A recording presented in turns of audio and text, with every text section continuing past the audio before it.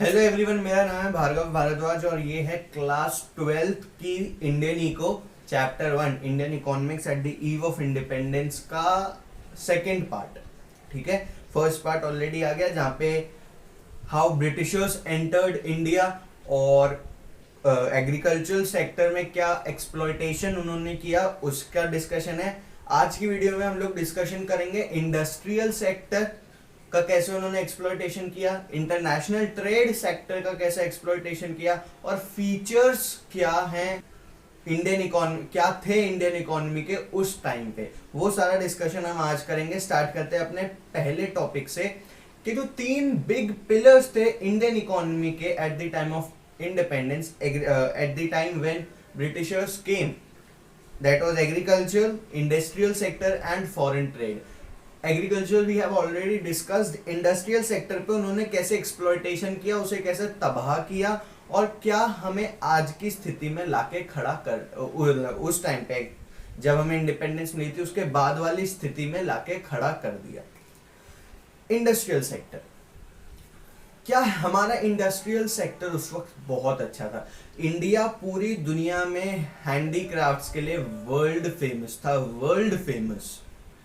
मतलब इतनी डिजाइन्स, इतने वैरायटी, इतने फाइननेस हमारी आर्ट में कहीं नहीं थे जहां इंडिया में थे।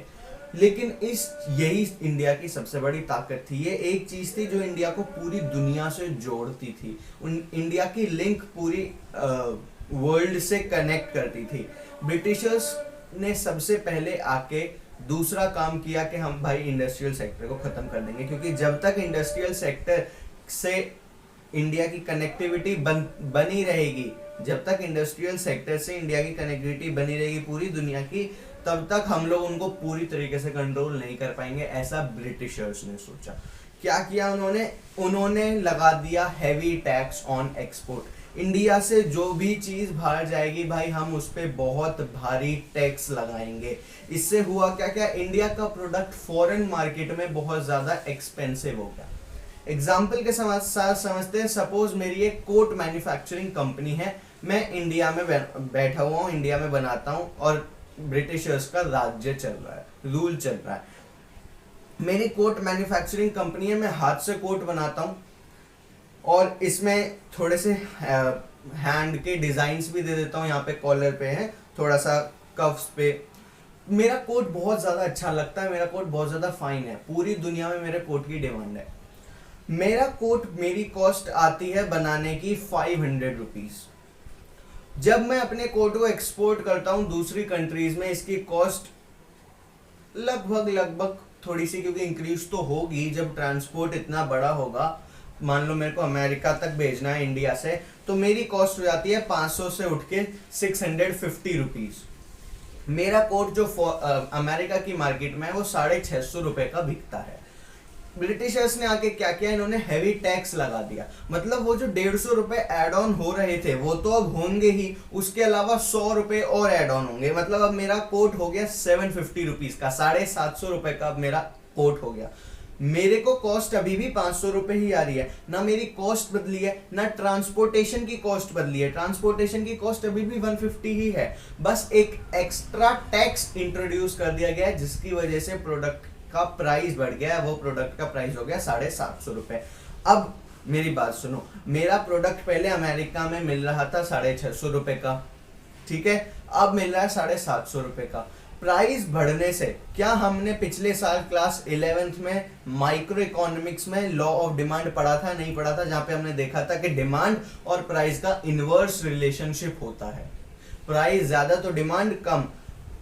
वहां पे भी कोट ऑब्वियसली मिलते ही होंगे, अमेरिका में भी कोट मिलते ही होंगे, लेकिन क्योंकि मेरे कोट का मटेरियल अच्छा था, उसका प्रिंट अच्छा था, मेरे हाथ से जो मैंने उस पर कारीगरी की थी वो अच्छी थी, इसलिए लोग बाग थोड़ा सा ज्यादा पैसे देके भी मेरा कोट खरीदने को वहां तैयार थे।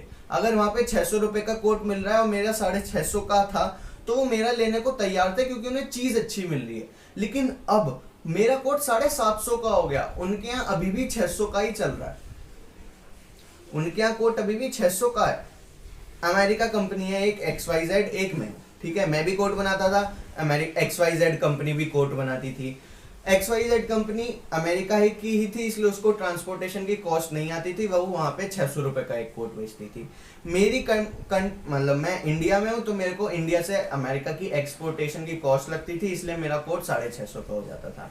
एक 600 का, एक 650 का, फिर भी अमेरिका वाले मेरा लेते थे, क्योंकि मेरी की क्वालिटी अच्छी थी, मेरे हैंडीक्राफ्ट्स अच्छे थे, मेरा हाथों की डिजाइन अच्छा था, तो वो थोड़े से एक्स्ट्रा पेमेंट देके चलो कोई बात नहीं, थोड़ा सा ज्यादा पैसा जा रहा है लेकिन चीज अच्छी मिल रही है। अब मेरा कोट हो गया 750 का, वहां XYZ कंपनी का कोट अभी भी 600 का ही है। अब डिफरेंस दोनों के प्राइस में इतना ज्यादा हो गया कि अब हम इसे निगलेक्ट नहीं कर सकते। अब हम चलो कोई नहीं, हम ऐसा नहीं कह सकते, क्योंकि अब सीधा सीधा 150 रुपए का फर्क पड़ गया। तो अब क्या करेंगे, मेरे वो कंज्यूमर जो मुझसे या मेरा कोट खरीदता था, वो अब नहीं खरीदेगा ऑब्वियसली, क्योंकि वो चाहता तो है मेरा खरीदना, लेकिन उसकी पॉकेट अलाउ नहीं करती, उसके पास इतने पैसे ही नहीं है। 650 तक वो दे सकता था, लेकिन अब वो बेचारा 750 रुपए कहाँ से लेके आया। जिसकी वजह से क्या हुआ, अब आते हैं हमारे पॉइंट पे, जिसकी वजह से क्या हुआ, जब उन्होंने टैक्स लगा दिया एक्सपोर्ट पे, तो भाई फॉरेन डिमांड जो थी मेरे प्रोडक्ट की जो फॉरेन डिमांड है वो बिल्कुल खत्म हो गई। तो मेरा एक्सपोर्ट खत्म, तो बाहर की दुनिया से मेरा लिंक टूट गया। ठीक है, दूसरा काम इन्होंने किया कि ब्रिटेन से या ब्रिटिश से इन्होंने फ्री ऑफ कॉस्ट या फ्री ऑफ टैक्स इन्होंने चीजें, फिनिश्ड गुड्स हमारे यहाँ इंपोर्ट करने शुरू कर दिए। इन्होंने इंपोर्ट तो किया, डोमेस्टिक डिमांड इन्होंने कैसे खत्म करी, पहले पॉइंट में इन्होंने फॉरेन डिमांड खत्म कर दी थी। डोमेस्टिक डिमांड कैसे खत्म करी, ब्रिटिशर्स ने कैसे करी, ब्रिटेन से माल फ्री ऑफ टैक्स लाके। जब ब्रिटेन से सामान आएगा, फ्री ऑफ टैक्स आएगा, उस वक्त ब्रिटेन हमसे बहुत आगे था इन टर्म्स ऑफ टेक्नोलॉजी। वो लोग मशीन्स का यूज करते थे, एक एक दिन में वो 100 150 कोट बना लेते थे। मेरे को हर कोट हाथ से बनाना पड़ता था, मेरे कोट की इतनी सप्लाई नहीं थी, मेरा कोट महंगा पड़ता था, क्योंकि मेरा एनर्जी, टाइम, एफर्ट, स्किल सब लग रहा है। उनका कोट सस्ता था क्योंकि वो मशीन से बनाते थे, ऊपर से उनके कोट पे कोई ड्यूटी भी नहीं लगी, कोई टैक्स भी नहीं लगा, तो उनका कोट और सस्ता हो गया। मेरे पे टैक्स भी लगा, अभी भी लगता है ना जीएसटी। अगर आप एक ही कंट्री मतलब इंडिया का ही माल इंडिया में बेचते हो, फिर भी जीएसटी तो लगता ही है। तो मेरे पे तो टैक्स फिर भी लग रहा है। उन्होंने अपने यहाँ के सारे टैक्स हटा दिए, तो उनका सामान, अब उनका कोट, ब्रिटेन वालों का कोट अब बहुत ज्यादा सस्ता हो गया मेरे कोट से। तो अब इंडिया के लोग मेरा कोट क्यों खरीदेंगे?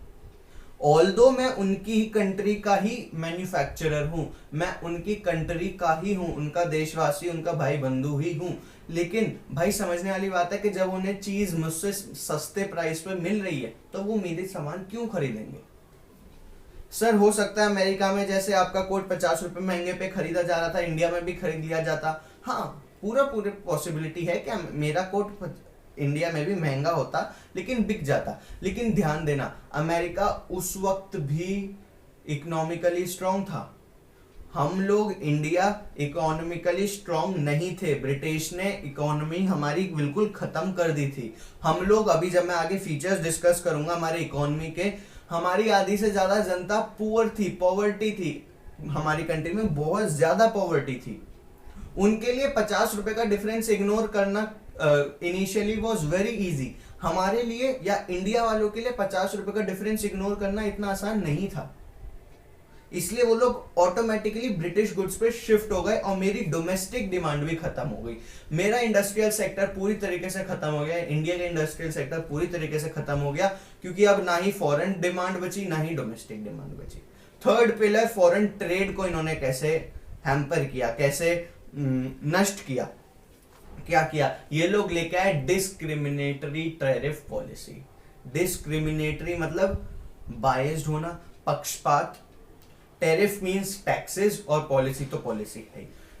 पक्षपात वाली टैक्सेस की पॉलिसी क्या था इसमें? इसमें था कि भाई ब्रिटेन से, Britishers were of Britain, Britain से कोई भी सामान इंपोर्ट करना है या ब्रिटेन को कोई भी सामान एक्सपोर्ट करना है, सब टैक्स फ्री, सब टैक्स फ्री। ब्रिटेन को कोई भी सामान भेजना है या ब्रिटेन से कोई भी सामान लेके आना है, सब टैक्स फ्री। क्यों किया? ब्रिटेन को हमने सामान भेजा, ब्रिटेन को हमने सामान भेजा, अगर उस पर टैक्स होता तो ब्रिटेन वालों को ज्यादा पैसा देना पड़ता, उनके लिए महंगा होता, इसलिए उन्होंने टैक्स हटा दिया।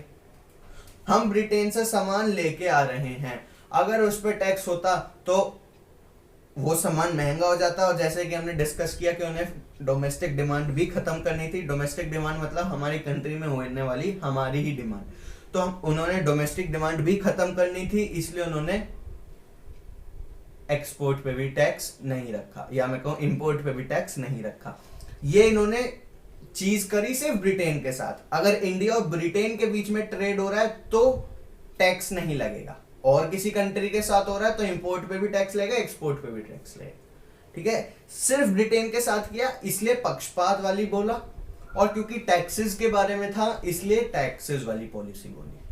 ठीक है, 3 पिलर को इन्होंने बहुत ज्यादा डिस्ट्रॉय किया इस तरीके से, जैसा कि मैंने बताया। अब जब बात थोड़ी सी आगे बढ़ाते हैं, अब हम बात कर रहे हैं जब ब्रिटिशर्स इंडिया को छोड़ के चले गए 1947 में, जब हमें आजादी मिल गई, उस टाइम पे देखा गया कि भाई पहले तो ये पता करो कि इंडिया की सही में स्थिति है क्या, हमें इंप्रूव क्या करना है, हमारा स्टार्टिंग पॉइंट क्या है। क्योंकि जब आप ब्रिटिशर्स से अब आप फ्री हो गए तो आपको इकोनॉमी को इंप्रूव करना है। कैसे इंप्रूव करना है, क्या इंप्रूव करना है, उसके लिए जानना जरूरी है कि हम अभी क्या हैं, तभी हम अपना एम रखेंगे कि हमें कहां पहुंचना है। अभी हम क्लास 12th की स्टार्टिंग में है, अभी हम हमारा थोड़ा सा सिलेबस खत्म हुआ, हम फर्स्ट चैप्टर कर रहे हैं, हमें पता है हमारी अभी की पोजीशन क्या है कि हम क्लास 12th में आ चुके हैं। इसलिए हमने अपना एम रखा है कि भाई क्लास 12th के बोर्ड के एग्जाम में हमें 95% नंबर लेके आने हैं। ठीक है, अगर हमें पता ही नहीं होगा कि हम 12th में आ गए तो हम 12th के बारे में सोचेंगे भी नहीं। अब ऐसा तो है नहीं कि तुम 12th में हो, तुम सोच रहे हो कि मेरे को MBA में 95 परसेंटाइल लानी है, दिस इज नॉट पॉसिबल। भाई पहले जहां हो वहां से थोड़ा सा आगे बढ़ो, जब वो अचीव हो जाए फिर थोड़ा सा आगे बढ़ो, जब वो अचीव हो जाए फिर थोड़ा सा आगे बढ़ो। क्या किया इन्होंने, सबसे पहला feature of Indian economy eight the time of independence, at the eve of independence, वो स्टैग्नेंट इकोनॉमी। स्टैग्नेंट मतलब, स्टैग्नेंट का मतलब होता है बिल्कुल पानी देखा है, बिल्कुल शांत, बिल्कुल रुका हुआ पानी, कहीं वो हिलता डुलता नहीं है पानी, ना उसमें कोई जीव जंतु, कोई जानवर, मगरमच्छ, मछलियां होती हैं। कहीं अटक जाता है ना बेसिकली पानी, आप कटोरी में पानी करके रख दो घर में तो वो हिलेगा नहीं, शांत रहेगा, वो चेंज नहीं होगा, वो एक ही लेवल पे बना हुआ रहेगा। उसे कहते हैं स्टैग्नेंट इकोनॉमी के रुकी हुई इकोनॉमी, जहां पे जीरो या नो ग्रोथ, जीरो या नो मतलब या तो बिल्कुल जीरो के बराबर, ऑलमोस्ट जीरो, या एग्जैक्टली जीरो ग्रोथ हो, उसे कहते हैं स्टैग्नेंट इकोनॉमी। स्टैग्नेंट इकोनॉमी का तो भाई ये आलम था कि स्टैग्नेंट इकोनॉमी होने की वजह से हमारी इंडिया की आधे से ज्यादा जनता गरीब हो चुकी थी। ठीक है, सेकंड पॉइंट, बैकवर्ड इकोनॉमी। क्या बैकवर्ड इकोनॉमी, ऑब्वियस सी बात है, ब्रिटिशर्स आए इस मतलब से थे कि इंडिया की इकोनॉमी को बैकवर्ड कर दे और इंडिया हमेशा हमेशा के लिए ब्रिटेन पे डिपेंडेंट हो जाए और वो जो चाहे वो कर सके। कैसे इन्होंने ये सारा काम किया भाई, इन्होंने क्या किया, इन्होंने कुछ नहीं किया, बड़े प्यार से आए इंडिया में, इन्होंने इंडिया की सबसे पहले तो पर कैपिटा इनकम को खत्म कर दिया। पर कैपिटा इनकम क्या होती है, जो नेशनल इनकम हमने निकाला, जो हम निकालेंगे नेशनल इनकम वाली यूनिट में, आपने स्कूल में भी निकाली होगी ना, GDP at MP, GDP at FC, वो सारी चीजें, वो जो हमने नेशनल इनकम निकाली उसको डिवाइड करना है with the number of citizens of the country. तो उससे हमें ये पता चल जाएगा कि एक बंदा ऑन एन एवरेज एक साल में कितना कमाता है, एक बंदा एवरेजली एक साल में कितना कमाता है, उसको कहते हैं पर कैपिटा इनकम। इन्होंने इतना ज्यादा डिस्ट्रॉय कर दिया था इंडिया की इकोनॉमी को कि उस वक्त हमारी पर कैपिटा इनकम, मैं बता रहा हूं 1947 1948 वाला ईयर, जब हम लोग आजादी हुई, बस आजादी मिलते तक ही, मतलब मिलने के एग्जैक्टली बाद हमारी इकोनॉमी में per capita income was 230 rupees. एक बंदा एक साल में ऑन एन एवरेज 230 रुपए कमा रहा है, मतलब हर दिन का 1 रुपया भी नहीं। और अगर वो फैमिली वाला बंदा है तो उसे अपनी बीवी का भी ख्याल रखना है, उसे अपने बच्चों का भी ख्याल रखना है, उसे अपने पेरेंट्स, बूढ़े पेरेंट्स का भी ख्याल रखना है, उस टाइम पे उस पे खुद के लिए रोज के 1 रुपए नहीं है, तो वो अपनी फैमिली को क्या खिलाएगा? मतलब you can imagine the level of poverty जो उस टाइम पे थी। इसलिए हम लोग कह रहे हैं कि भाई इंडिया की इकोनॉमी जो है वो पूरी तरीके से बैकवर्ड इकोनॉमी थी और स्टैग्नेंट इकोनॉमी थी। अगला पॉइंट आता है एग्रीकल्चरल बैकवर्डनेस। एग्रीकल्चर के सेक्टर में भी क्योंकि इन्होंने सबसे पहले आके एग्रीकल्चर खत्म किया, हम लोग बहुत पीछे जा चुके थे। कैसे? 72% ऑफ द कंट्री, पूरी कंट्री के 72% लोग एग्रीकल्चर में इन्वॉल्व थे, लेकिन उससे इंडिया की ग्रोथ या इंडिया की जीडीपी 50% भी नहीं निकल रही थी। मतलब जिस काम में मैं कहूं 3/4 से ज्यादा दुनिया लगी पड़ी है, दुनिया नहीं सॉरी कंट्री लगी पड़ी है, वो कंट्री वो काम हमें 50% का रिजल्ट भी नहीं दे रहा है। तो इतना पीछे, इतना बेकार हो चुका था हमारा एग्रीकल्चर, क्योंकि प्रोडक्टिविटी नहीं थी लोगों में। सेकंड पॉइंट, प्रोडक्टिविटी लैक्स, लोगों में प्रोडक्टिविटी नहीं थी। कैसे होती? उन्हें ट्रेनिंग नहीं दी गई भाई, सही से प्लो कैसे करना है फील्ड को, सही से वाटर कैसे लाना है, इरिगेशन कैसे लाना है, कौन सा सीजन सही है कौन सा नहीं है, कैसे ग्रो करना है कौन सा नहीं करना। टेक्नोलॉजी कभी इंट्रोड्यूस करी ही नहीं गई। और उस वक्त हम लोग जितना प्रोड्यूस करते थे, जितना फूड ग्रेन्स हम प्रोड्यूस करते थे, वो हमारी कंट्री का पेट भरने के लिए भी इनफ नहीं था। मतलब हम इतना भी प्रोड्यूस नहीं कर रहे थे कि हम अपनी देशवासियों को खिला सकें।